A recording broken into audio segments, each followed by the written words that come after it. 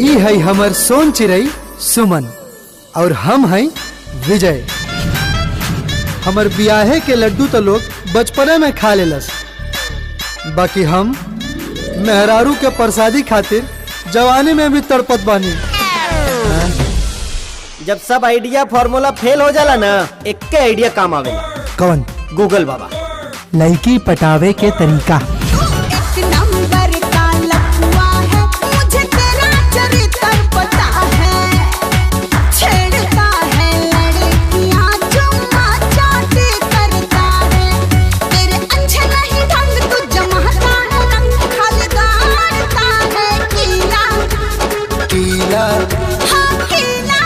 सब करे तो रास लीला, मैं कर तो कर गिटार ढीला। प्रणाम प्रणाम प्रणाम ससुर जी। ए तिवारी बतावा कैसन जोड़ी लगा था? एकदम बेमेल, 16 आना फेल। तोहरा के तो हम अपन घर के ना नौकर भी ना बनाई, बड़ा आइले सपना देखे रानी बनावे के। चलती है हसीना तो उड़ता है धूल, और जब दो दिल मिलते हैं तो खिलता है फूल। अरे ही कहाँ से आ गई? ससुरारी में आवे खातिर परमिशन की जरूरत होला। कचरा साफ कराई यहाँ से। बौगी से हमारा मिले न देला, लागता बेटी के राखी अकेला, हर दमाग देखावेला। दादा रे दादा दमाद के अपना ससुरा बड़ा सतावेला। और ई का पति पत्नी ससुर दामाद के नौटंकी लगौले बाड़ो, हमार परिचय के भी लायक नहीं खतू।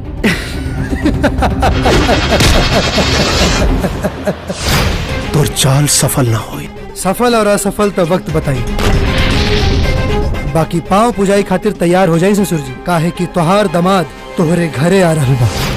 पंडित धीरे धीरे हो, पंडित धीरे धीरे लगन कराओ, हमारी बननाजुक है।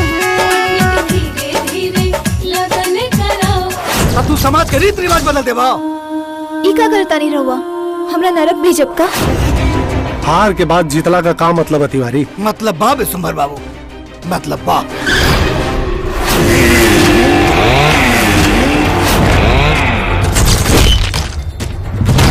कुत्तों की तादाद से हम डरा नहीं करते, हम शेर हैं, हर किसी से लड़ा नहीं करते। अगर लड़ गए छाती चीरे बिना छोड़ा नहीं करते।